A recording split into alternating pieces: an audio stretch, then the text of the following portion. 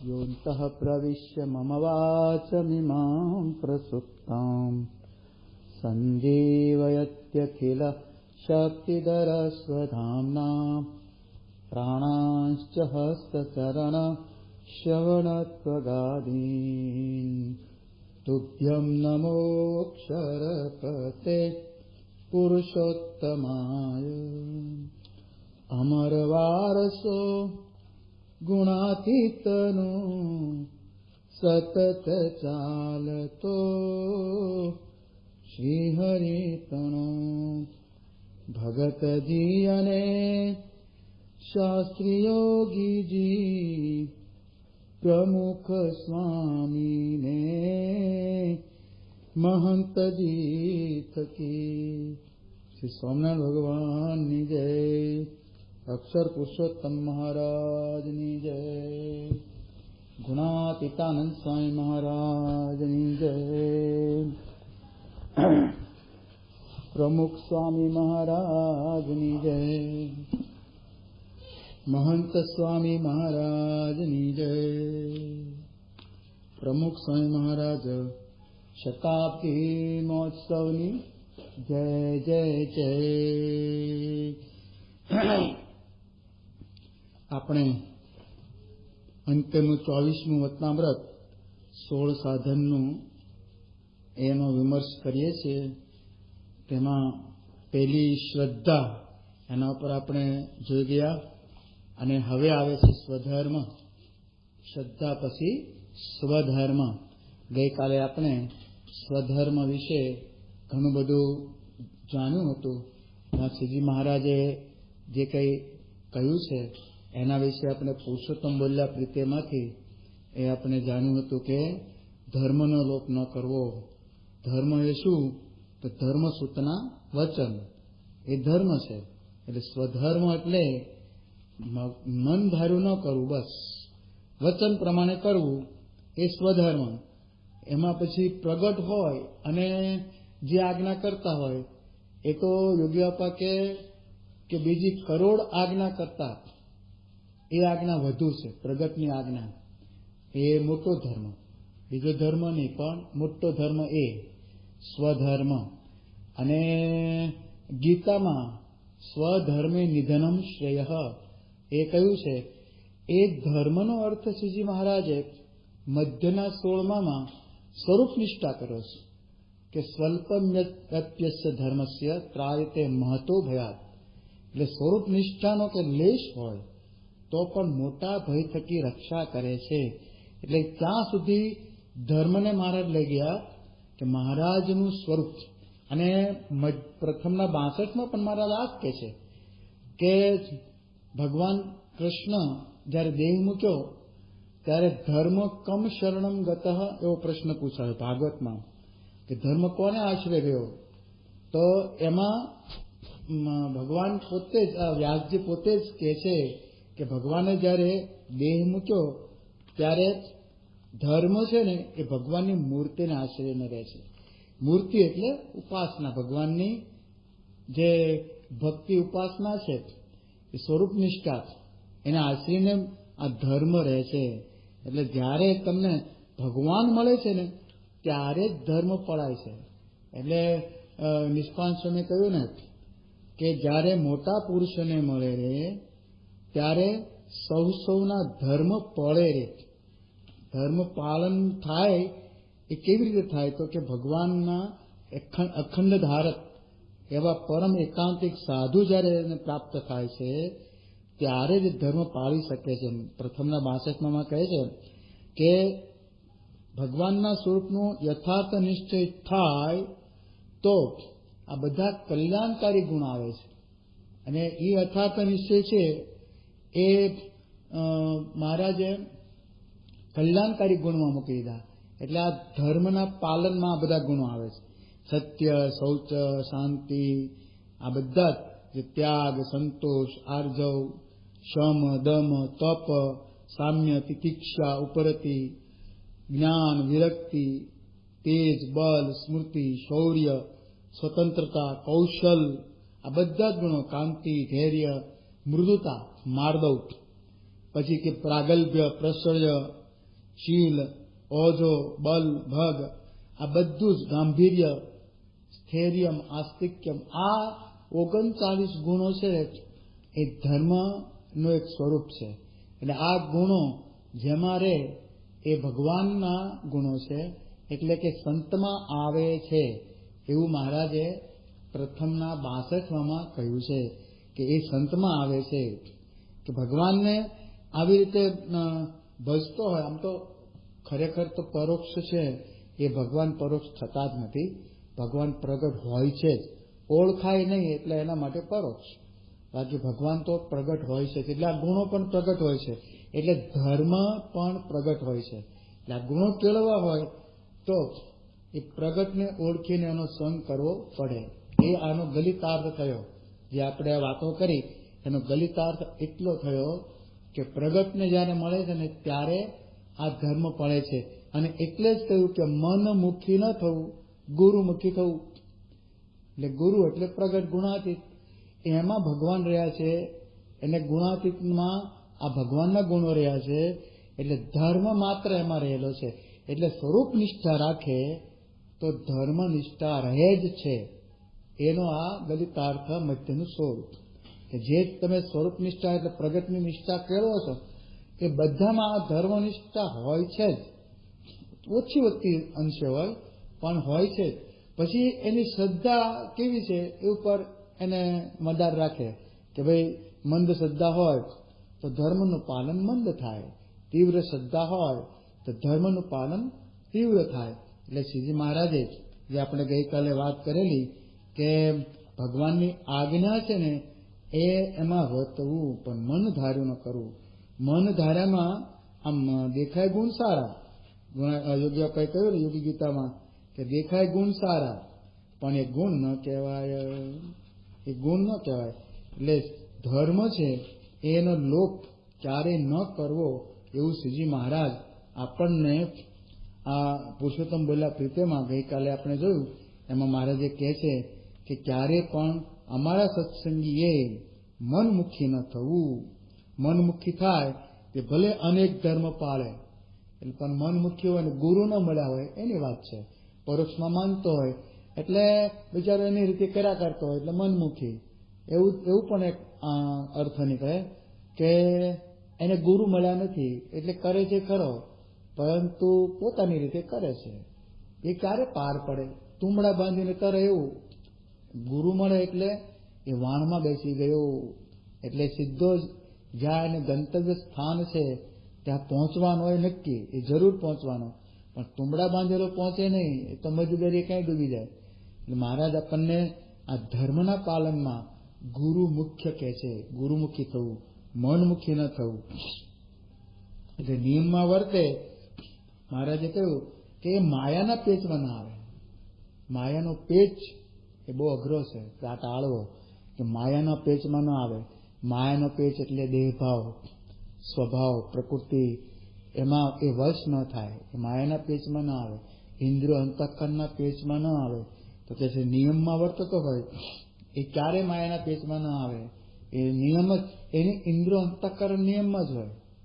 એ ક્યારે એમાં ફસાય નહીં. બીજા ગમે તેટલા પેલું કરતા હોય, આદેશ કરતા હોય કે ભાઈ આમ કરો તેમ કરો, પરંતુ પોતાનો જે પોતાના ગુરુ છે એ શું કહે છે એ પ્રમાણે વર્તે.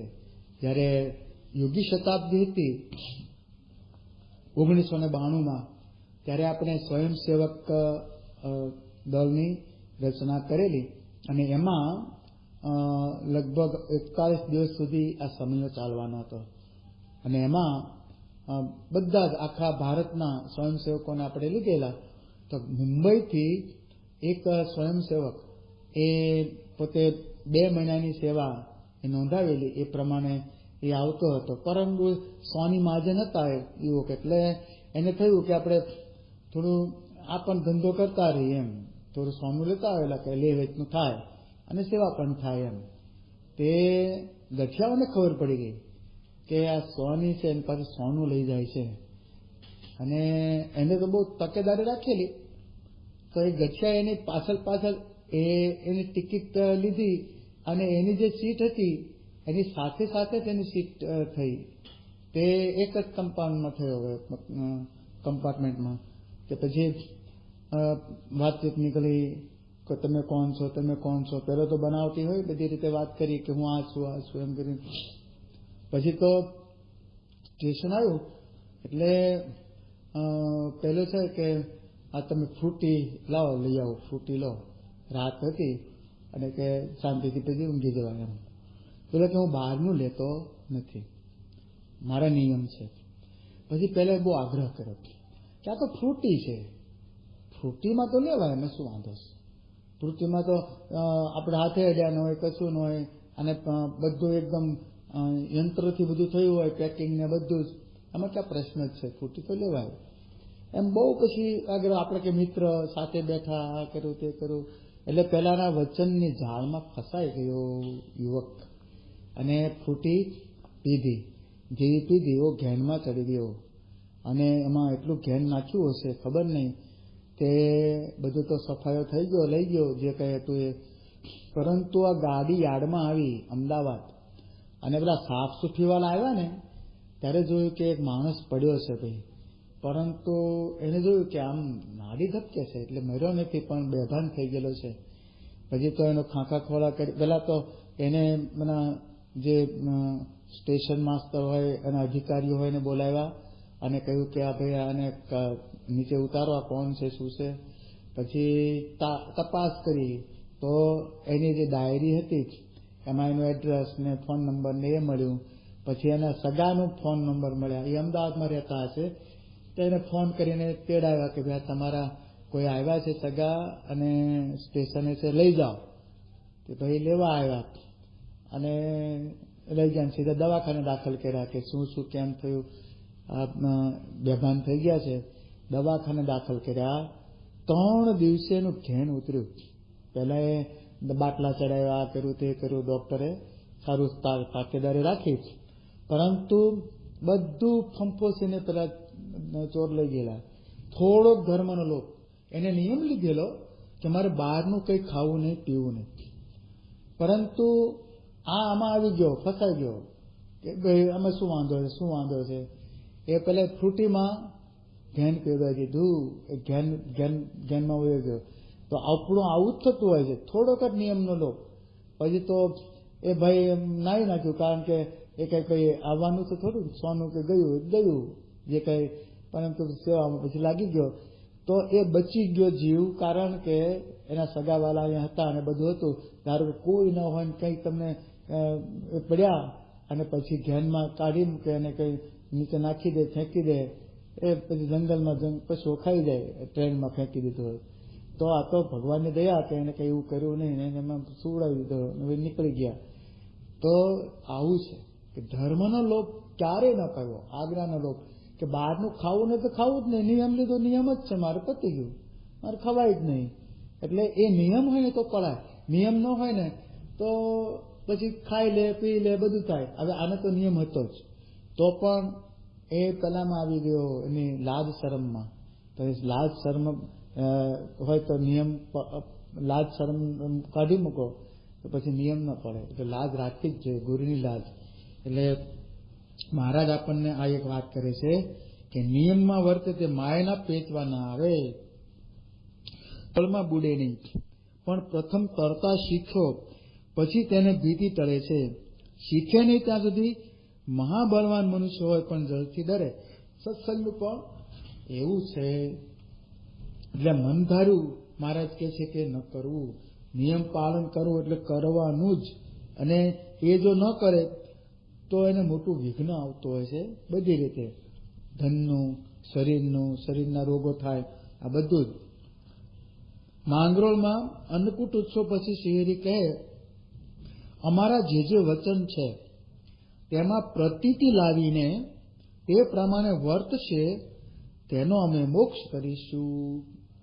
પ્રતીતિ, વિશ્વાસ, શ્રદ્ધા, આપણે પેલું પગથિયું હતું ને, શ્રદ્ધા લાવીને વર્તવાનું છે કે આ મહારાજ કહે છે સાચી જ વાત છે, એમ જ થાય છે. અને આ પ્રમાણે જો કરીશું તો સુખ્ય થઈશું, ન તો દુઃખ આવશે. વચન પ્રમાણે, વચનમાં પ્રતીતિ લાવીને તે પ્રમાણે વર્તશે તેનો અમે મોક્ષ કરીશું. અમારા ચરિત્ર જે સાંભળશે તેને અમે અતિ સુખ્યા કરીશું. અમારા વચન એ અમે જ છીએ એમ માનજો. એમ માનીને જે અમારા વચન પાળે છે તેની પાસે અમે વચન રૂપે રહીએ છીએ. કાર્યાણી 11. મારું કહે છે કે આજ્ઞા રૂપી દોરી એમાં બંધાવે છે, તો ભગવાન છે ને એની દોરીએ બંધાઈ જાય છે. આજ્ઞા રૂપી મૂર્તિ કે જ્યાં જ્યાં ભગવાન આજ્ઞા કરે ત્યાં એ ભગવાનની મૂર્તિ ભગવાન એને ભેગી આપી જ દે છે. આજ્ઞા ભેગી મૂર્તિ એટલે જે તમે નાના મોટા નિયમ પાળો છો તો ભગવાનની મૂર્તિ લઈને ફરો છો. એ નિયમ છે ને એ તમે ધારણ કર્યા એટલે મૂર્તિને રાખી. આપણે કહીએ ને કે ભગવાનના સ્વરૂપમાં મનની અખંડ વૃત્તિ રાખવી એથી મોટું કોઈ સાધન નથી. તો નિયમ પાળે છે એવો થયો, ભગવાનને રાખીને ફરે છે. અંતરમાં ભગવાન રાખ્યા હોય તો બીજો ભય ક્યાં રહ્યો એને? ભગવાન આવી ગયા. નિયમમાં ભગવાન રહ્યા છે, નિયમમાં ભગવાનની મૂર્તિ રહી છે. આ કેટલી અદભુત મહારાજે વાત કરી દીધી કે કોઈ શાસ્ત્રમાં મળે નહીં આવી વાત. કે મહારાજ કહે છે કે નિયમ અમારા વચન છે એ એમાં કે અમે રહીએ છીએ, અમારી મૂર્તિ છે. અમારા વચન એ અમે જ છીએ એમ માનજો. એમ માનીને જે અમારા વચન પાળે છે તેની પાસે અમે વચન રૂપે રહીએ છીએ. અમારા વચન ન માને અને રાત દિવસ અમારી પાસે રહી સેવા કરે તેને અમે દૂર માનીએ છીએ. રાત દિવસ ભલે ભેગો રહેતો હોય દૂર માનીએ છીએ. આ અમારો પાકો મત છે. અમારા કરતા પણ અમારા વચનને અમે મુખ્યપણે માનીએ છીએ. મહારાજ કરતા પણ મહારાજના વચન અધિક. જો વિચાર કરો, મહારાજની મૂર્તિ એનું કોઈ ધ્યાન કરતો હોય ધારો કે અને એક વચન પાળતો હોય તો ધ્યાન કરતા વચન ચઢે એમ મહારાજ કહે છે કે અમારી મૂર્તિનું ભલે ધ્યાન કરે છે પરંતુ એક વચન પાળે છે આજ્ઞામાં, આજ્ઞાના દોર ઉપર આમ તત્પર રહે છે, તૈયાર રહે છે કે એ લોપતો નથી આજ્ઞા. તો એ કહે છે અમારી મૂર્તિ એ અમે વચન અમારા વચનમાં અમે રહીએ છીએ. અમારા કરતા પણ અમારા વચન શ્રેષ્ઠ છે. વચનમાં અમારો અખંડ વાસ છે. સત્સંગી માત્રે વચનરૂપી નિયમમાં રહીને ધર્મ પાળવો. વચનરૂપી નિયમ એમાં એક ધર્મ પાળવો. નિયમમાં રહ્યા વિના ધર્મ પળાય નહીં. વચનમાં વર્તું તે તપોવન કરતા પણ શ્રેષ્ઠ છે. જો નિયમમાં રહ્યા વગર ધર્મ પળાય નહીં. આ એક બહુ અદભુત વાત કરી ગુણાતીતાનંદ સ્વામીએ. એમની વાતોમાં આને એકદમ સરસ દ્રષ્ટાંતથી સમજાવ્યું છે કે થાણું ગઢને સાચવે. થાણું ગઢને સાચવે. થાણું શું નિયમ, ગઢ શું વર્તમાન. ધારો કે તમે નિષ્કામી વર્તમાન પાળવું છે, નિષ્કામી વર્તમાન આપણે રાખવું છે, પરંતુ નિયમ શું? સ્ત્રીને ન જોવી, તેના મુખની વાર્તા ન સાંભળવી, તેના પેલા કહે ને કે એના હાથનું ખાવું નહીં. આ બધે અમારા માટે, આ તમારા માટે તો જે ઘરનું છે જ વધારે, બહારનું તો નહીં જ પાછું. એ બહારની સ્ત્રી કે એના હાથનું નહીં, પણ ઘરમાં જે તમારે ગ્રહસ્થ હોય, મા બેન દીકરી જે રાંધતા હોય એ બરાબર છે. પરંતુ મહારાજ શું કહે છે કે નિયમ એ ગઢને સાચવે છે. નિયમ છે વર્તમાનને સાચવે છે. થાણું જેમ ગઢને સાચવે. ગઢ એટલે પહેલાના વખતમાં નગર હોય એને ફરતો ગઢ હોય અને રાજા એને કિલ્લો કે જેમ આપણે અમદાવાદમાં કિલ્લા બાંધેલા એ કેટલા 9 જેટલા કે 12 જેટલા કિલ્લા છે. દરવાજા કે પ્રેમ દરવાજા, દિલ્હી દરવાજા, આ બધા આસ્ટોડિયા દરવાજા, આમ એ બધા દરવાજાઓ. તો મહારાજને જયારે એટલે સુબાએ કહ્યું ને કે નીકળી જાઓ અમારા દરવાજા, મહારાજ બધા દરવાજાને પાવન કરવા ગયેલા અને દિલ્હી દરવાજાથી બહાર નીકળેલા. તો એ દરવાજા એટલે ગઢ, એની પાછી દિવાલ હતી. અત્યારે દિવાલ બધી પડી ગઈ છે, ક્યાંક ક્યાંક થોડી થોડી રહી છે, પણ એ ગઢ એને થાણું સાચવે. થાણું એટલે બારે જે સિપાહીઓ હોય ને ભરી બંદૂકે ઉભા હોય, એ ગઢમાં કાણું પડવા ન દે. કારણ કે બહારના શત્રુઓ છે એ ગઢને તોડવા પ્રયત્ન કરે, પરંતુ આ સિપાહીઓ ઉભા હોય, થાણું ઉભું હોય ત્યાં રાત્રિ દિવસ ચોકી પહેરો કરતું હોય એટલે કઈ કાંકરી ખરી શકે નહીં. એટલે આ નિયમો છે શ્રીજી મહારાજે આપેલા એ પંચ વર્તમાનને સાચવે છે. જે નિસ્વાદી વર્તમાન, તો એને સાચવવું હોય તો પથ્થરમાં ભેગું કરીને પાણી નાખીને જમો. એ અમારા માટે આ વર્તમાન સાચવું કહેવાય. નિયમ આવી ગયો કે આ કરાય, આ ન કરાય. પછી કે છે નિર્માનીપણાનું વર્તમાન શું? કોઈ બે ટૂંકારા કે ખમો ગાલી દાનમ તાડનમ જ કુમત કૃતમ કુમતી ભેજનય. કોઈ ગાળ દે, તાડન કરે, અપશબ્દ બોલે, એ સાધુએ સહન કરવું, સામે શબ્દ ન બોલવો, એનું હિત થાય એવું મનમાં ચિંતન કરવું. આ નિયમ આપ્યો. આ નિયમ આપે તો નિર્માનીપણું પડે. નિયમ ન પાળતો હોય તો નિર્માનીપણું ન પડે. તો કેવું સરસ આયોજન છે ને, કે વચન છે એ નિયમો છે. તો તમારા જીવનમાં જે બધા ધર્મના સિદ્ધાંતો છે એને ટકશે. જે તમે ધર્મ પાલનમાં 11 નિયમો છે, ઘણાને શું હોય ગ્રહસ્થના નિયમો એ મહારાજે આપેલા છે. એ ગ્રહસ્થના નિયમોમાં આ ગધમાં રહીને જે કામ કરવું, આ બધું કે પર સ્ત્રી માત સમાન, એ જે સમજવું, આ બ્રહ્મચર્ય તો પડે. આ નિયમ આવ્યો તો બ્રહ્મચર્ય પાળવું હોય ગ્રહસ્થમાં બ્રહ્મચર્ય. એટલે એ ગઢ છે બ્રહ્મચર્ય, નિષ્કામ ધર્મ એ ગઢ છે. તો મહારાજે ખાલી એટલું કહ્યું કે ઋતુકાળે સ્ત્રીનો સંગ કરો અને પારકી જે મા બેન ને દીકરી એનો ભાવ રાખવો પારકી સ્ત્રી ઉપર. તો આ નિયમો આપ્યા મહારાજે. આ નિયમો પાળે તો એનો ગઢ સચવાય, એનો નિષ્કામપણું સચવાય, એનું બ્રહ્મચર્ય પાલન અખંડ રહે. તો શ્રીજી મહારાજે આ નિયમો આપ્યા છે, એમાં પોતાની મૂર્તિ આપી છે કે મૂર્તિ ભેગા અમે વચનમાં અમારો વાસ છે, નિયમોમાં અમારો વાસ છે. સત્સંગી માત્ર વચનરૂપી નિયમમાં રહીને ધર્મ પાળવો. નિયમમાં રહ્યા વિના ધર્મ પળાવે નહીં. નિયમમાં ન રહેતો હોય ને ધર્મ પાલન કહેતો હોય કે હું ધર્મ પાળું છું, સ્વામિનારાયણ ધર્મ મેં અંગીકાર કર્યો છે, પણ નિયમ ન પાળતો હોય તો સ્વામિનારાયણ ધર્મનો નથી, એ બીજા પારકો છે, પરોક્ષનો છે. સ્વામિનારાયણના નિયમો ન પાળતો હોય સ્વામિનારાયણ ન કહેવાય. એટલે શ્રીજી મહારાજે શિક્ષાપત્રીમાં કહ્યું ને કે શિક્ષાપત્રી પ્રમાણે વર્તે તે અમારા છે, અને શિક્ષાપત્રી પ્રમાણે ન વર્તે એ અમારા સત્સંગથી બહાર છે. બસ ચોખ્ખું જ કહી દીધું કે અમારા નથી, વિમુખ છે. તો શિક્ષાપત્રી એ નિયમાવલી છે, એ પ્રમાણે આપણું જીવન ઘડીએ તો આપણે ભગવાનના કહેવાઈએ. શ્રીજી મહારાજ કહે છે કે ભગવાનના વચનમાં આ સત્સંગી માત્રે એ નિયમ વચનરૂપી નિયમમાં રહેવું અને ધર્મ પાળવો. નિયમમાં રહ્યા વિના ધર્મ પળાય નહીં. વચનમાં વર્તું તે તપોવન કરતા પણ શ્રેષ્ઠ છે.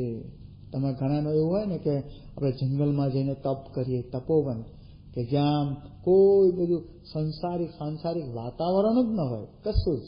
તપોવનમાં જઈને ભગવાનનું ધ્યાન કરીએ, પણ એક સંસારમાં રહ્યો હોય અને નિયમ પાળતો હોય તો કે તપોવન કરતા પણ એ શ્રેષ્ઠ છે. શ્રીજી મહારાજે લોયાના 10માં પણ આ વાત કરી કે આવો જે ભક્ત હોય એ તો વનમાં હોય તો પણ અનંત માણસોથી વીંટળાયેલો છે, અનંત માણસોથી વીંટળાયેલો હોય તો પણ પોતાને વનમાં છું એમ માને.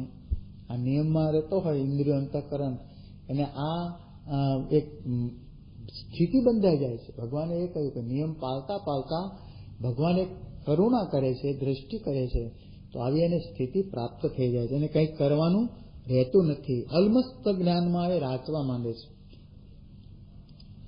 પછી શ્રીજી મહારાજ એક વાત એવી કરે છે કે ભગવાનના વચનમાં વર્તવાનું તાન રાખવું. ધારો કે લોપાઈ જતો હોય પણ તાન તો રાખવું જ કે મારે નિયમ લોપવો નથી, તાન રાખવું. એ તાન હોય ને, માણસને પૈસા કમાવાનું તાન હોય છે.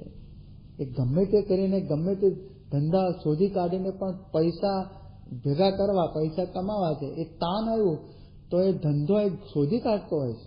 તો કે આ નિયમ પાલનનું તાન રાખ્યું છે. તાન રાખ્યું હોય તો જ એ કે ભગવાનના ભક્તને આ ધર્મ પડી શકે. જો વચનમાં વર્તવાનું તાન ન હોય તો ધર્મ પડી શકે નહીં. અને મનના કયા પ્રમાણે ચાલે તો સિદ્ધ હોય તો પણ અસિદ્ધ થઈ જાય છે. ધારો કે એ સાધન કરતા કરતા એ સિદ્ધ દશાને પામી ગયો હોય, એ પણ છે સિદ્ધ દશા.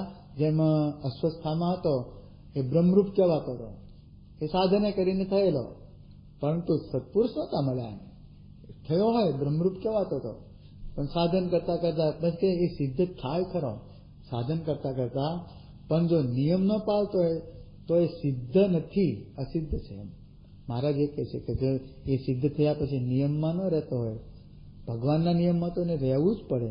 એ માંસ ન ખવાય, દારૂ ન પીવાય, ચોરી ન કરાય, વ્યભિચાર ન કરાય, આ બધા જે એમના નિયમો છે એને પાળવા જ પડે. એ સિદ્ધ. અમે 1988ની સાલમાં જ્યારે બાપા સાથે હું વિચરણમાં હતો અને એ વખતે મારે રિપોર્ટ લખવાની સેવા હતી, તો એમાં ત્યાંના ધોળિયા હોય ને એ બાપાના દર્શને આવે. તો અમે હ્યુસ્ટન હતા, ત્યાં એક ધોળિયો આવ્યો અને પોતે યોગ સાધેલો, અષ્ટાંગ યોગ નહીં પણ યોગિક ક્રિયાઓ બધી કરતો હતો, આસનો, પછી પ્રાણાયામ, ધ્યાન કરતો હશે બધું. બાપા એને સાથે બાપાના દર્શને આવ્યો ને પછી આવું બધું પોતાની વાત કરવા માંડ્યો કે હું આવી રીતે તમારા ભારતીય યોગને મેં અંગીકાર કર્યો છે એમ. તો બાપાએ બહુ સરસ વાત કરી કે તું માંસ ખાય છે? કે એ તો હું ખાઉં છું. તો કે બધું ખોટું, કે તું જો એ કરતો હોય તો પહેલું જ યમ નિયમમાં આવે છે અહિંસા. અહિંસા પાળવી જ પડે. આજે માંસ છે તો હિંસા કરીને તો માંસ મળ્યું, તો એ એક તારું પગથિયું તું ચૂક્યો છે. અને જે આવું બધું ખાતો હોય એ તો તમોગુણી હોય, એને યોગ વળે જ નહીં. કે યોગ તો સત્વગુણ જ હોય, સત્વમ યદ બ્રહ્મ દર્શનમ. અને યોગ છે એ ચિત્તવૃત્તિનો નિરોધ ત્યારે જ થાય કે એ આવી રીતે એના ઇન્દ્રિયોને, અંતઃકરણને આવા કાબુમાં રાખે. વચનમાં ભગવાનના આવા સાત્વિક ભોજનમાં એને એવું ભોજન આપે. એને આંખ છે તો સાત્વિક એને રાખવી છે તો રજોગુણી ન જુએ, કાનને સાત્વિક રાખવા છે તો રજોગુણી ન સાંભળે. આ ઝીણી ઝીણી વાત છે બધી. અને જીભને પણ એવા ભોજન ન આપે કે જે તમોગુણી રજોગુણી હોય, એ સાત્વિક ભોજન. તો આ એકદમ નવી એને વાત લાગી ધોળિયાને કે આ તો મને કોઈ ખબર જ નહીં એમ. તો બાપાએ કહ્યું કે પહેલા તું તારા જીવનની શુદ્ધિ કર અને પછી તને યોગ સિદ્ધ થશે. પહેલા અત્યારે તું કહેશે યોગ સિદ્ધ કરો, એ દંભ છે, યોગ સિદ્ધ થતો જ નથી. મહારાજ આમાં એટલે કહે છે કે ધારો કે કોઈ મનના કયા પ્રમાણે ચાલે તો સિદ્ધ હોય તો પણ અસિદ્ધ થઈ જાય છે. એને ધારો કે યોગ આવી રીતે કર્યો હોય પણ તો એ અસિદ્ધ કહેવાય છે, એ યોગી કહેવાય જ નહીં. એટલે શ્રીજી મહારાજના જે વચનો છે એ ગુણાતીતના પણ એ જ વચનો છે. ગુણાતીત પણ એ વારંવાર આપણને આ સુધી પહોંચાડતા હોય છે કે તમારે ગુરુમુખી થવું પણ મનમુખી ન થવું. વચનમાં વર્તે તે સિદ્ધનો પણ સિદ્ધ છે. ધારો કે આપણે સત્સંગી છીએ, બાપાને આપણે મોક્ષના દાતા માન્યા છે, એમના વચનમાં વર્તીએ છીએ તો આપણે સિદ્ધ નથી હજી થયા, પણ વચનમાં વર્તીએ છીએ તો કે સિદ્ધના પણ સિદ્ધ છીએ. મહારાજના વચન પ્રમાણે સિદ્ધના પણ સિદ્ધ છીએ. લો કે આ તો અદભુત વાત કરી હતી મહારાજે કે કંઈ પણ તમે ન કર્યું હોય, યોગ સાધના કશું જ ન કર્યું હોય ને સિદ્ધિ એટલે અષ્ટ સિદ્ધિ અને નવ નિધિ એવું કહેવાય છે. અષ્ટ સિદ્ધિમાં શું કહેવાય છે? અણિમા પ્રાપ્તિ, પ્રાકાન્ય, ઈશિત્વ, વસિત્વ, આ મહિમા, અણિમા અને મહિમા, એ બધી જ 8 સિદ્ધિઓ છે. લઘુમાં લઘુ થઈ જાય એટલે લઘીમાં, અણુમાં અણુ થઈ જાય.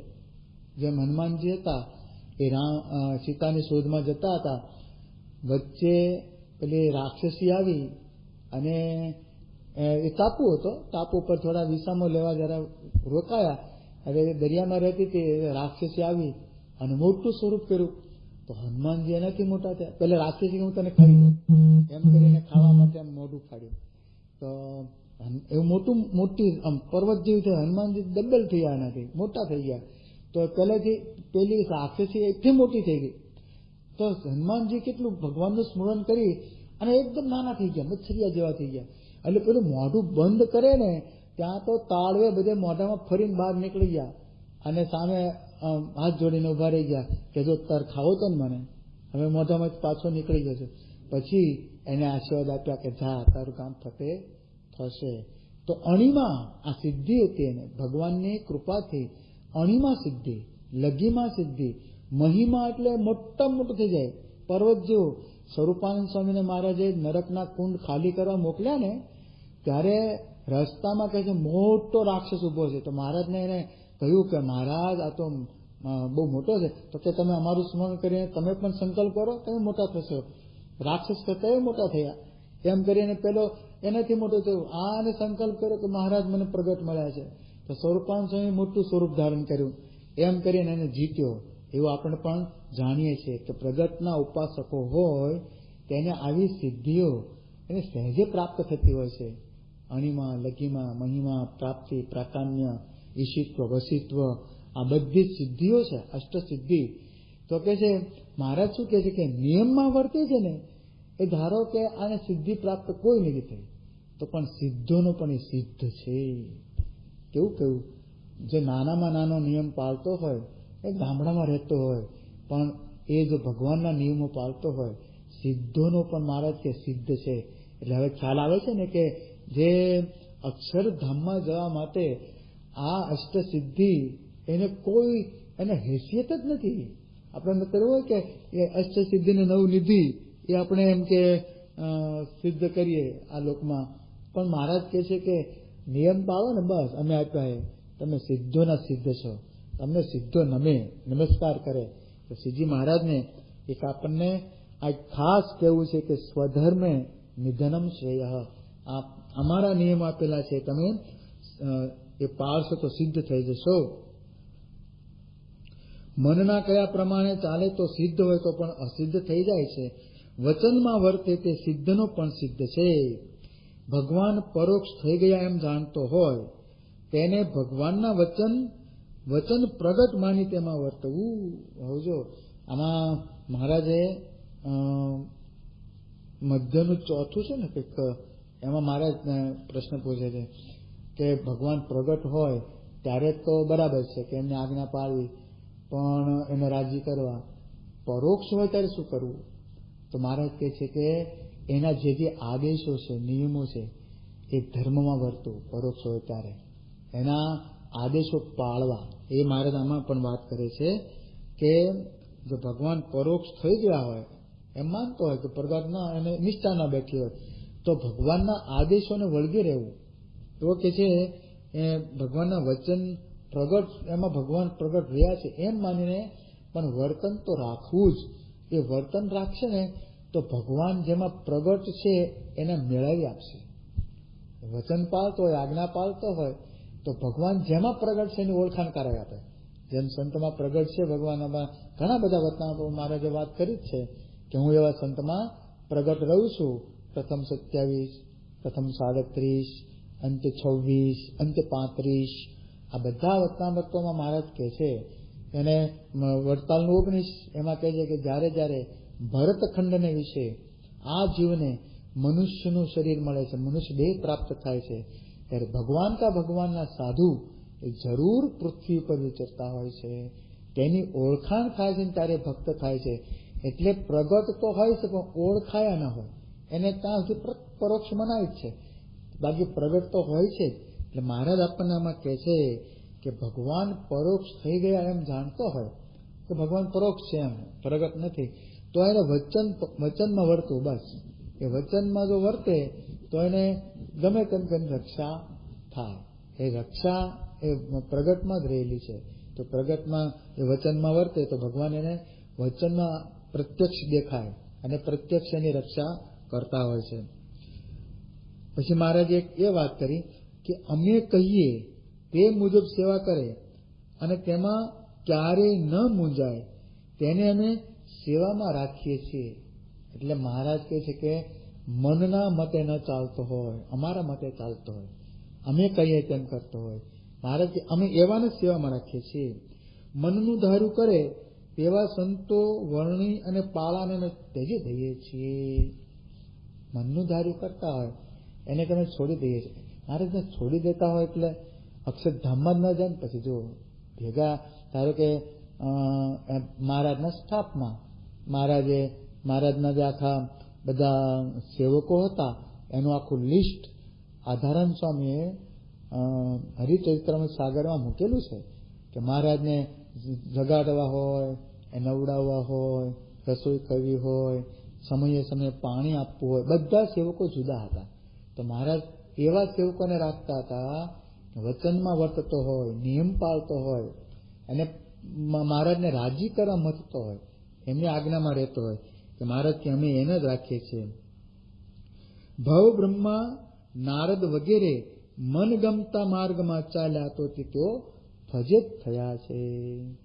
મહારાજે આ પૌરાણિક પાત્રોને આપણી સામે નજર સામે ધરી દીધા કે ભગવાનને મૂકીને એ જ્યારે આડોઅવળો ડોલ્યા તો એ ફજેત થયા છે. શાસ્ત્રોમાં એના દૃષ્ટાંતો લખી નાખ્યા મહારાજે. જે બધા નારદજી હતા, હવે એને વિશ્વ મોહિની એટલે એની પેલી દીકરી હતી રાજાની, તો એનો હાથ જોયો નારદે. હવે હાથ અડાડે લેવાય જ નહીં હાથમાં. તો એ શીલનિધિ રાજાની જે દીકરી હતી, એ શીલનિધિ રાજાએ કહ્યું કે નારદજી તમે તો ભગવાનનું મન છો, ભગવાન તમારા દ્વારા આ વિચરી રહ્યા છે, તો મારી દીકરીનો હાથ જુઓ, એને કેવો વર મળશે. તો નારદજી તો ત્યાગી હતા. શાસ્ત્રો કહે છે કે એને સ્ત્રીનો સ્પર્શ ન થાય. એને હાથમાં લઈને હાથ જોયો અને લેધર ટચ એનો સંપર્ક થયો, અને જે એના મનમાં વમળો જાગ્યા કે આ તો મારે વરવા યોગ્ય છે, એવું એને સંકલ્પ થયો. કોઈને કહ્યો નહીં, પણ મનમાં એને શું આખું આયોજન ઘડી દીધું અને નક્કી કર્યું કે મારે આને વરવું છે, તો હું શું કરું.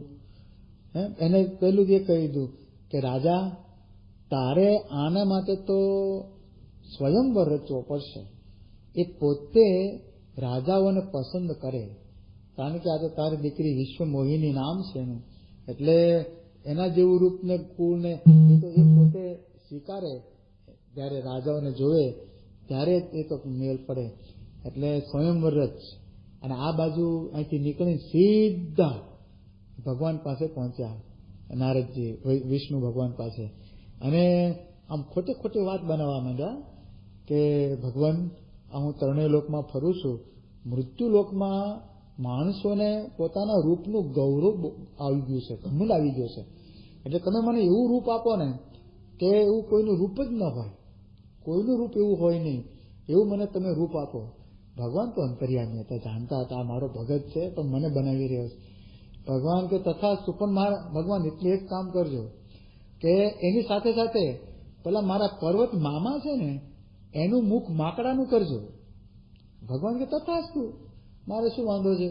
હવે પર્વત મામા હતા એના, એ ઋષિ હતા, એને ખબર પડી કે નારદજી કંઈક આની વેતરણમાં છે, આ કન્યાને વરવાની વેતરણમાં છે. એ જાણી ગયા, એ અંતર્યામી છે ખબર નહીં, પણ એને ખબર પડી ગઈ. એટલે એ પણ વિષ્ણુ ભગવાનના ભક્ત હતા. નારદજી આ વરદાન લઈને પાછા વળ્યા. પહેલાનો પ્રવેશ થયો એના મામાનો, પર્વત મામા. ભગવાનને કહે છે ભગવાન મને એવું રૂપ આપો કે ત્રિલોકોમાં કોઈનું રૂપ હોય નહીં, પરંતુ આ મારો ભાણો છે ને નારદ, એનું મુખ તમે માકડાનું કરજો. અને ભગવાન કે તથાસ્તુ. ભગવાને બેયને આશીર્વાદ આપ્યા રાજી થઈને. આ બાજુ શીલનિધિ રાજાએ મોટો સ્વયંવર યોજો. આખા જે બધા પરગણાના રાજાઓ બધા જ ભેગા થયેલા, અને બધાને ખબર પડી કે આ વરવા જેવી કન્યા છે, અને આવો રાજા છે આપણો જો સગો થતો હોય, કે બધા પોતપોતાના તંબુ નાખ્યા, ટેન્ટ બાંધ્યા વ્યવસ્થિત. અને બે રસ્તો પોળો હોય, આ બાજુ એનું પેવેલિયન આવે, આ બાજુ આવે, તો એ બેઠા હોય. અને આ વિશ્વમોહિની વરમાળા લઈને નીકળે. તો એમાં આ લોકોએ શું કરેલું, પહેલા બીજા કે ત્રીજા પહેલામાં જ એને ખંડમાં પોતાના ખંડ રાખેલા. અને આ બે મામા ભાણેજે જોઈ પણ લીધું કે હા ભગવાને મને વરદાન સાચું આપી દીધું. જો એનું માકડાનું મોં થયું છે, અરીસો તો રાખતા હોય કે ટીલા ટપકા કરવાના હોય નહીં, એટલે એને કે પોતાના મોં જોયા નહીં. અને મામાને થયું કે જો ભાણાનું મોં છે એ ભગવાને માકડાનું કર્યું છે. હવે સામી જ એના પેવેલિયન હતા, લોકો છે ને ત્યાંથી પસાર થઈને હશે, એટલે આ છોકરી કન્યા પણ ત્યાંથી પસાર થઈને ઝટઝટ આમ નીકળી ગઈ. એટલે પહેલાં થયું કે આપણે જોયા છે કે નહીં જોયા આ લોકોએ, આપણે આગળ રૂપાળા છીએ, બધું છે, તો આગળ કેમ નીકળી ગઈ? અને પછી કોઈ ડાયા માણસે કહ્યું કે ભાઈ તમે તમારું મોં તો જોઈ લો. તો બાજુમાં તળાવડું હતું, એ શાંત પાણી હોય ને, ત્યાં જઈને જોયું. ઓહો, કે મારું મોં તો માકડાનું થયું છે. એટલે પછી ઊભી ક્યાંથી રહે? પર્વતનું મોં પણ માકડાનું થયેલું. એટલે પહેલા તો નારદ છે ને ધુઆ ફુઆ થઈ ગયા અને સીધા ભગવાન પાસે ગયા ને ભગવાનને જેમ તેમ બોલવા માંડ્યા કે તમે કેવા છો, મારું મોં માકડાનું કરો. તો મેં તો ભાઈ જો તારા મામાએ વરદાનમાં જોયું, મેં તથાસ્તુ, તે વરદાનમાં મેં તથાસ્તુ જ કહ્યું છે. આમાં કઈ મારો વાંક નથી કે ગમે તેમ તો મને તમે કન્યા વરવા ન દીધી ને આમ ને તેમને. ભગવાન કહેજો સાંભળ, તું મારું મન છો. અત્યાર સુધી મારું મન છે ને મેં મારા વશમાં રાખ્યું હોય. તું તારું ધારું કરવા લાગે ને એ હું ન કરવા દઉં. હું શું કામ તને પડવા દઉં આ ખાડામાં? પણ કે મને તમે ફરિયાદ કરો છે ને હું તમને સાપ, તો હું તારો સાપ સ્વીકારી લઈશ, ભગવાન કહે છે. પણ તું મારો ભક્ત છે, હું તને ક્યારેય નિયમ લોપવા નહીં દઉં. તો ભગવાન એક બંધાયેલા છે આપણી સાથે આવી રીતે. એને સાપ આપ્યો, ભગવાને સ્વીકારો પણ ખરો કે તમે વિયોગ થશે અને આમ થશે. ભગવાન કે ભલે વિયોગ થતો, ચાતુર 4 મહિનાનો વિયોગ ભગવાન વેઠે છે ને, લક્ષ્મીનો વિયોગ, એમ કે ભલે મને વિયોગ થતો, પણ હું તને આ તો ન જ થવા દઉં. તો આ મહારાજ કહે છે કે વચનમાં જે વર્તતો હોય ને એ કહે છે કે એની રક્ષા અમે કરીએ છીએ, ગમે તેમ થાય એની રક્ષા કરીએ છીએ. આ તો નારદજી તો ભગવાનનું મન હતા એટલે ભગવાને એની રક્ષા કરી. એટલે મહારાજ આમાં કહે છે કે ભવ બ્રહ્મા નારદ વગેરે મનગમતા માર્ગમાં ચાલ્યા તો ફજેત થયા, કલંક લાગી ગયું. બસ આ કલંક એનું બિચારાનું કાયમ માટે રહ્યું. એ પછી 3 લોકમાં ફરેન કરતાલ ને તંબુરો વગાડતા નારાયણ નારાયણ કરતા ફરતા રહે બિચારા. તો પણ લોકો શું જાણે કે આ માકડાનો મોં વાળો આવ્યો, જો માકડાનું મોં થયેલું. કારણ કે બધે ખબર તો પડી જ ગઈ. તો શ્રીજી મહારાજ આપણને આ કહે છે કે નાનો નિયમ તમે એકવાર લોપશો ને તો તમારું મોં કાળું છે, આવું થશે. તમને બધા જ બધું કર્યું છે ને તમે હળદૂત થશો. ભક્તિ કરી છે, આ બધું જ કર્યું છે, પરંતુ નિયમ લોપ્યો તો આવો નિયમ ન લોપાય ને એનું ખાસ તકેદારી રાખવાની મહારાજ આપણને વાત કરે છે. લોજમાં મુક્ત મુનિ તથા બ્રહ્મ મુનિ પાસે ગાન કરાવીને શ્રીહરિએ કહ્યું, સાધન વાળો ભગવાનના ચરિત્રમાં અપાર દોષ પરઠે છે. સાધને કરીને પોતાનો મોક્ષ માને તેને અમારા વચન માન્યામાં આવતા નથી. મન ધાર્યા સાધનો બધા અમે કહેતા હોય એ સાધન ન કરે, મન ધાર્યું કરતો હોય. તેમ શાસ્ત્રી મહારાજના વખતમાં મોટા અક્ષર સ્વામી હતા. હવે એને શાસ્ત્રીમાને રાજી કરવા સાધુ થયેલા, પરંતુ એ વખતે શાસ્ત્રી મહારાજે મંદિરોનું કાર્ય ઉપાડેલું. એટલે પથ્થર ઘડવા, પથ્થરને વેરવા, આ બધા જ કામમાં ઇન મિન્નતીન સંતો બહુ ઓછા, મુઠ્ઠીભર સંતો એમાં બધાને લગાડવાના. એટલે એ વખતે વિજ્ઞાનદાસ સ્વામી જે જુનાગઢથી નીકળેલા ને એ આમને મળી ગયા કંઈક. અને એકાદમાં વાત કરી કે ઋતે જ્ઞાન ને મુક્તિ લોહીના 7મા મારે જ્ઞાન વગર મુક્તિ ને એ વાત કરે છે. આ શાસ્ત્રી મહારાજ આ તારી પાસે પથરા ઉપડાવશે અને જ્ઞાન તો આપશે નહીં, તારી મુક્તિ કેમ થશે? એટલે બિચારાને એકદમ મોડા પડી ગયા. એટલે શાસ્ત્રી મહારાજ તો અંતર્યામી પુરુષ, એને એની પાસે ગયા અને કહે છે કે તમે ધારો કે મનમાં એમ વિચારતા હશો કે જ્ઞાનથી મુક્તિ થાય, જ્ઞાનથી મુક્તિ થાય, તો પથ્થર ઉપડાવે છે.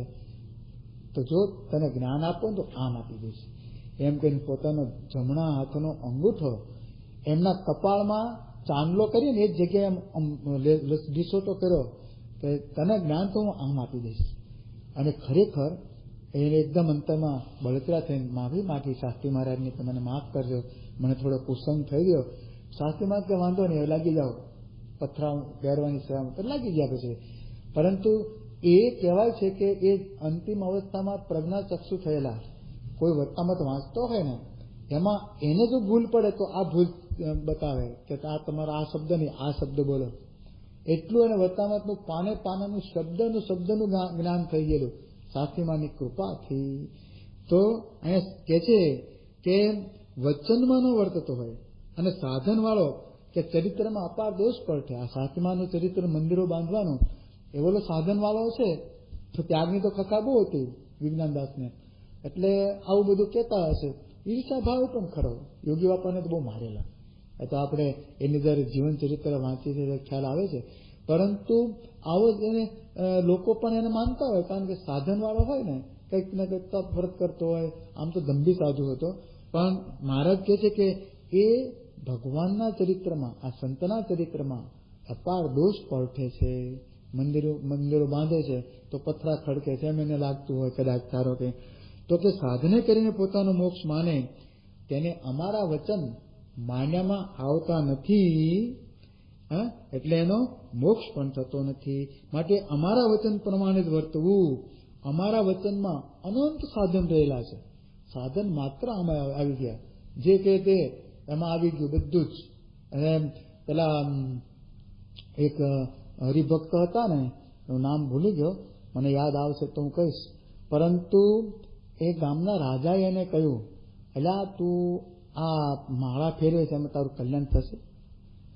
તો એને શું કહ્યું કે ભગવાન સ્વામિનારાયણ એ મને આ તો માળા આપી છે ને, માળા કે પણ મને એમ કે ને કે તમે ઘરની વળીઓ ગણો રોજ સ્વામિનારાયણ. તો કે એ વળીઓ ગણીને પણ કે ભગવાનનું નામ લઉં, મારે તો એના વચનમાં જ વર્તવાનું છે. મારો મોક્ષ તો થઈ ગયો છે, મારા મોક્ષમાં ક્યાં બાકી છે કશું. તો કે છે કે અમારા વચન પ્રમાણે એ વર્તતો હોય એમાં અનંત સાધન રહેલા છે, એમાં સાધન માત્ર આવી જાય છે. એમ અમારા નિશ્ચયવાળા ગૃહિત ત્યાગી અનુયાયીઓએ સમજવું. એક નિયમ પાળતો હોય અનંત સાધન મૂકી દીધા મહારાજે. અમારા વચને કરીને એને નિયમ રાખ્યો, અનંત સાધન આવી ગયા, અનંત સાધન. આત્મસત્તા રૂપે મહારાજે તો મધ્યના એકાંતમાં કહ્યું કે અમારા વચનમાં વર્તે છે તે આત્મસત્તા રૂપે જ વર્તે છે. અમે જયારે 88ની સાલમાં આ બાજુ જે જાંબિયા એ બાજુ વિચરણમાં હતા, ત્યારે રમેશભાઈ ડોક્ટરને ત્યાં ઉતારો હતો બાપાનો, અને એ જે બપોરે સભા થાય એટલે જમી પછીને વચનામત વંચાય, તો મધ્યનું એકાંતનું વચનામત મેં ખોલ્યું અને બાપા પાસે વાંચ્યું. પછી બાપાએ એ બધું આત્મસત્તાની વાત કરી. એમાં મહારાજે લખ્યું છે કે વચનમાં વર્તે છે તે આત્મસત્તા રૂપે વર્તે છે. એટલે પછી બાપા મને કે તું આત્મસત્તારૂપ થઈ ગયો. મેં કીધું મને તો મનાતું નથી, કેવી રીતે? તો કે તે અમારા વચને કરીને કે દૂધ છોડ્યું ને. હવે મને દૂધ છોડાયેલું જૂનમાં નોર્વેની સ્વીડનમાં હતા ને ત્યારે, અને આ વાત હું કરું છું ને એ 12મો મહિનો છે, ડિસેમ્બરે 6 મહિના થઈ ગયા છે. એટલે એમની સાથે આ વિચરણમાં હતા એટલે ખબર તો પડે જ કે આના નિયમ મેં આપ્યો છે. કેટલા અનુસંધાન વાળા હશે બાપા, કે ત્યાં આ નિયમ પાડ્યો ને એટલે તું આત્મસત્તારૂપ થઈ ગયો. એટલે મને મનાતું નથી કે આ વચને કરીને માનવાનું. બાપા કહે, જો મહારાજ શું કહે છે, શ્રીજી મહારાજ જ કહે છે કે આત્મસત્તા રૂપે વર્તે છે, તો આપણને ધારો કે ન મનાતું હોય પણ તમે નિયમ પાળો છો તો આત્મસત્તારૂપ થઈ ગયા. નાનો નિયમ હોય, આજ્ઞા કરી હોય, એ પ્રમાણે તમે વર્ત્યા જાઓ તો આત્મસત્તારૂપ થઈ ગયા. વિચાર તો કરો આ બાપાના વચનો. તો મને તો બરાબર પ્રત્યક્ષ ખ્યાલ છે કે બાપાએ આવી વાત કરેલી, અને એ આપણને બરાબર યાદ રહી ગયું કે બાપા કહે છે કે અમારા વચનમાં અનંત સાધન રહેલા છે, માટે અમારા વચન પ્રમાણે જ વર્તવું. અને ત્યાગી ગૃહી અમારા નિશ્ચય વાળા છે ને એને આ નિશ્ચય રાખો, આ નિયમ પ્રમાણે વર્તવું છે એ નિશ્ચય રાખો કે મારે આને રાજી કરવા જ છે નિયમમાં રહીને. એકવાર મહારાજ છે ભુજમાં હતા, ત્યાં મહારાજ વાત કરે છે, અમારા જે વચન છે તેને અમૃત જેવા માનવા, તેને જે વિષ માને છે તેને વિષનું ફળ મળે છે. અમારા વચન સુખદાયી છે, દુઃખદાયી નથી. આપણને દુઃખદાયી લાગે, ધારો કે કંઈક સત્સંગમાં નવા હોય, હવે એ બીડી પીતો હોય, પછી નિયમમાં તો આવે જ કે વ્યસન ન રાખવું, હાથમાં આપણે પાણી આપીએ, મંત્ર બોલાવીએ, કંઠી બાંધીએ, ત્યારે એને દુઃખ તો થાય જ, ત્યારે બીડી છોડવાની થશે અને પછી ડુંગળી લસણ છોડવાના થશે, દુઃખ થાય. મહારાજ કે એ છે ને સુખ છે. અમારા વચન સુખદાયી છે કે તમારા અંતે તો તમારા જીવનમાં આ ક્યારે બીજા ભયંકર રોગો આવવાના નહીં આવે. આ સુખદાયી છે અમારા વચન. એ જો આપણે સમજાય ને, ડોક્ટરો કહેતા સમજાય છે. ડોક્ટરો આપણને કહે છે કે જો તમે આ નહીં છોડો ને તો કેન્સર થશે, એ તો સમજાય છે, પણ વચનમાં આપણે વિશ્વાસ આવતો નથી. તો મહારાજ કહે છે કે અમારા વચન સુખદાયી છે, અમારી મરજી પ્રમાણે ચાલવું, એથી ભારે બીજો મોક્ષ નથી. મરજીમાં મોક્ષ. વિચાર તો કરો, શ્રીજી મહારાજ કે અમારી મરજી પાળતો હોય એનો મોક્ષ થઈ ગયો. અમારી મરજી આ છે, એની મરજી પ્રમાણે. આજે મરજી મહંત સ્વામી મહારાજની સત્સંગ દીક્ષા એ મરજી છે. વાતમાં એ પોતે બ્રહ્મ વિદ્યાનો પાઠ આપે છે, એમાં પણ આ જ લખે છે. સત્સંગ દીક્ષાનો 2-3 વાર બાપાએ લખી નાખ્યું કે સત્સંગ દીક્ષા કંઠે કરવી. સત્સંગ દીક્ષામાં આમાં બધું અમે મૂકી દીધું છે, સુખ માત્ર. સત્સંગ દીક્ષા એ આપણે રોજ વાંચીએ ને, રોજ એક પાઠ કરી નાખીએ તોય આપણને ઘણું બધું ખ્યાલ આવી જશે કે બાપાને શું કરાવવું છે. રોજ એક પાઠ કરી જાય. ઘણા સમય ન હોય કદાચ કંઠસ્થ કરવાનો, પણ પાઠ કરી જાવ ને એમાં કંઠસ્થ થઈ જાય. ઘણા બધા શ્લોકો છે કંઠસ્થ થઈ જાય. નાના નાના બાળકો આજે કેટલા શ્લોકો, આખી 315 શ્લોકો. એ 7 વર્ષનો બાળક ત્યાં ભરૂચ જિલ્લાના, આપણે પેલામાં ક્લિપમાં પણ જોયું કે અનિરુદ્ધ સ્વામી એને પૂછે છે કે તું આ નંબરનો શ્લોક બોલ, અને ફટાફટ બોલી ગયો. આ નંબરનો બોલ, કે નંબર બોલે ને શ્લોક બોલે, નંબર બોલે ને શ્લોક સામેથી ધાણી ફૂટે એમ બોલી નાખે. તો આ નાના નાના બાળક, 7 વર્ષનો જ બાળક છે. લો, હવે આપણે તો મોટા છીએ, તો નંબર પ્રમાણે એ પૂછે, એટલે શ્લોકના પહેલો શબ્દ કે અને બોલી જાય એ તો થાય, પણ નંબર બોલે ને શ્લોક બોલી નાખે. આજે બાળકો, કિશોરો, યુવાનો, કિશોરીઓ, યુવતીઓ આ બધા જ મંડ્યા છે. તો વચન પ્રમાણે એ બધા સિદ્ધના પણ સિદ્ધ થઈ ગયા. વચન પ્રગટનું વચન છે. બીજી એવું કહેવાય છે કે પ્રગટની આજ્ઞા બીજી કરોડ આજ્ઞા કરતા પણ વિશેષ છે. યોગી ગીતામાં બાપાએ આપણને આ વાત કરી દીધી. એટલે કહ્યું કે મરજી પ્રમાણે ચાલવું, એથી ભારે બીજો મોક્ષ નથી. આ મરજી, એમાં જ મોક્ષ આવી ગયો. ત્યાં તો સ્વધર્મ પાલનમાં નિયમ આવ્યા, અને ધર્મ એ ધર્મ સૂત્રના વચન, એ વચન આવ્યા, આજ્ઞા આવી, આજ્ઞા પાલન આવ્યું. સ્વધર્મમાં કેટલું બધું આવી જાય છે. પોતપોતાના ગ્રહસ્થના ધર્મ જુદા, ત્યાગીના ધર્મ જુદા તો છે જ, પણ આજ્ઞા પાલન, મરજી પાલન, વચન પાલન આ બધું જ એની અંદર આવી જાય છે. એ મહારાજને ગઢડામાં મુક્તાનંદ સ્વામીને વાત કરી છે. એ વાત મુક્તાનંદ સ્વામીએ કરતા કહ્યું કે પરબ્રહ્મના ઉપાસકોને બ્રહ્મ કહીને માને, ગુરુના વચન માથે ચઢાવે અને તે મુજબ વચનમાં વર્તે, સંતોના નિયમમાં અને ગ્રહસ્થોના નિયમમાં વર્તે, તો તેને માયા પણ વિઘ્ન કરી શકતી નથી.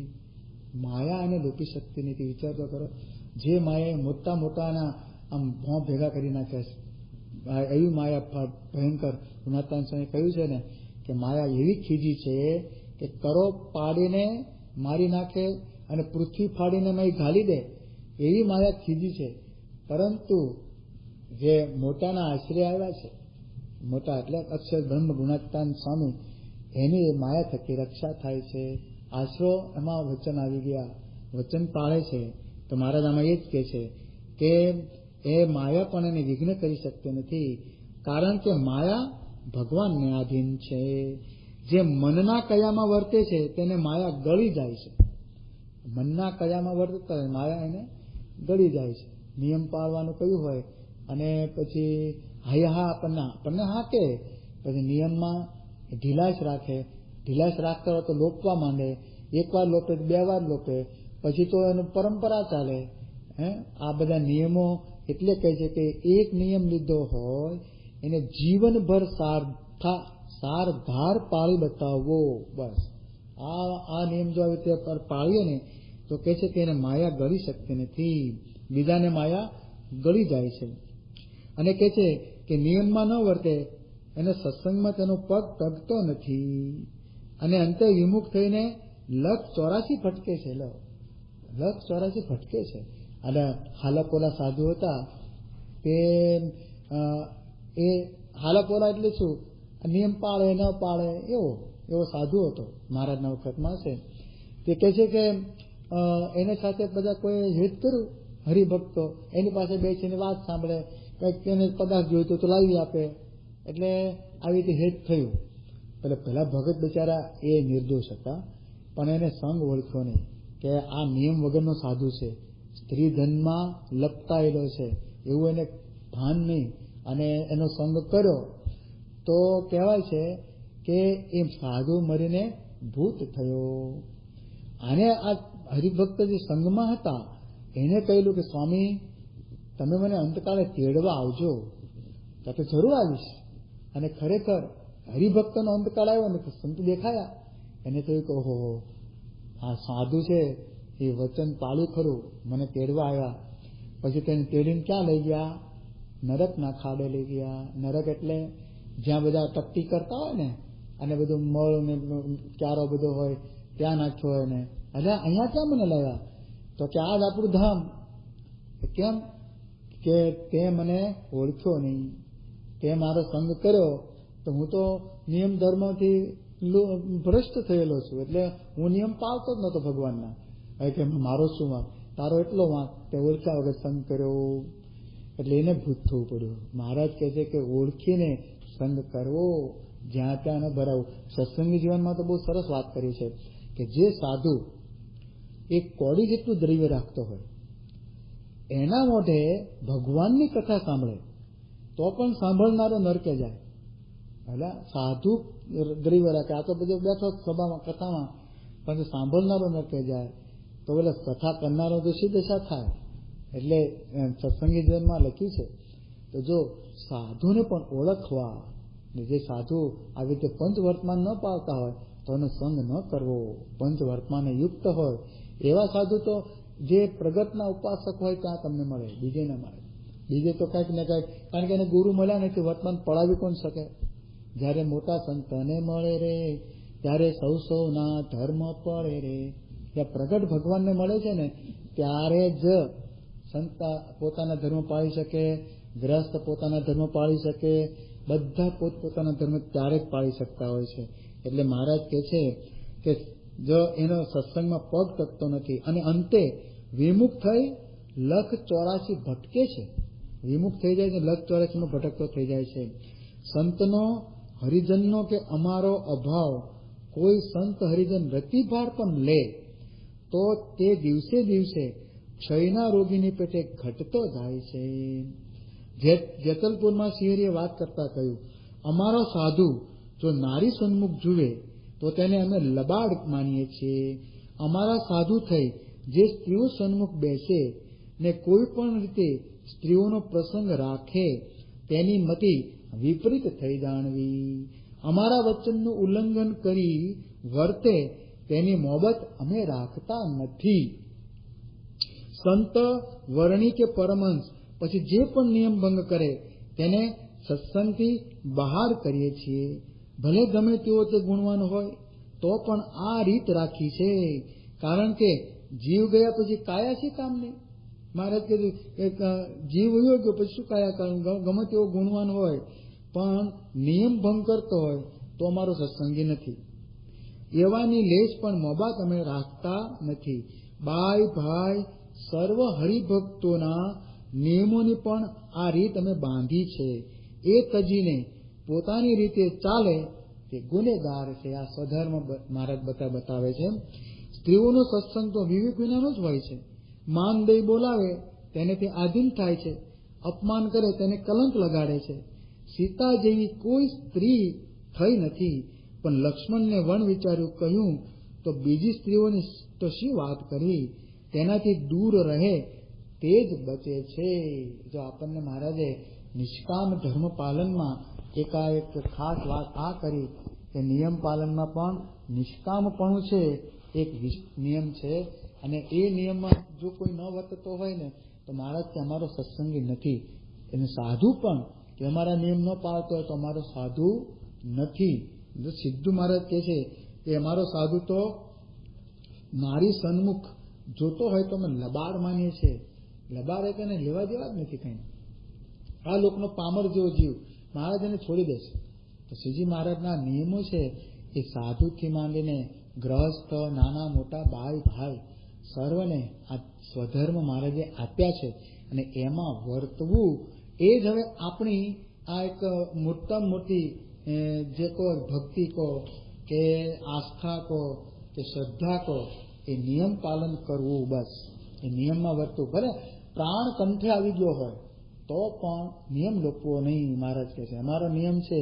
એ લોકો પ્રમુખ સ્વામી મહારાજને આપણે જોઈ ગયા છીએ કે એને જો ઓપરેશન કરવાનું હતું બોસ્ટનમાં, તો આંખનો મોતિયો, 2 આંખે મોતિયા પાકી ગયેલા.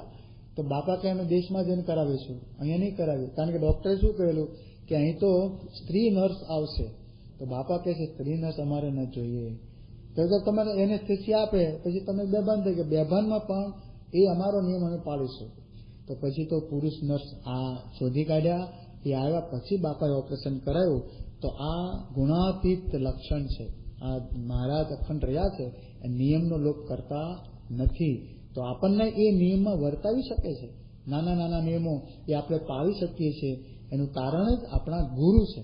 એ જો ગુરુમુખી થઈએ તો આપણે નિયમ પાલનમાં પણ સુદૃઢ રહી શકીએ. મહારાજ સ્વામીને પ્રાર્થના કરીએ કે આ જે બીજું પગથિયું છે સ્વધર્મ, એનું પાલન એ અક્ષરધામમાં જવા માટેના આપણે જો એક શ્રદ્ધાને પણ અક્ષરધામ સાથે જોઈન્ટ કરી, સ્વધર્મને પણ અક્ષરધામ, તો મહારાજ કહે છે કે અક્ષરધામમાં એ બેઠો જ છે અમારા નિયમ પાળતો હોય તો મહારાજ સ્વામીને પ્રાર્થના કરે કે એવા નિયમ અમે પાળી શકીએ જીવનભર. શ્રી સ્વામિનારાયણ ભગવાનની જય. ગુણાતીતમ ગુરુમ પ્રાપ્ય બ્રહ્મરૂપમ નિજાત્મનઃ વિભાગદાસ ભાવેન સ્વામિનારાયણમ ભજે. શ્રીહરિમ સાક્ષરમ સર્વદેવેશ્વરમ ભક્તિધર્માત્મજમ દિવ્યરૂપમ પરમ શાંતિદમ મુક્તિદમ કામદમ કારણમ સ્વામિનારાયણમ નીલકંઠમ ભજે. શ્રીહરિ.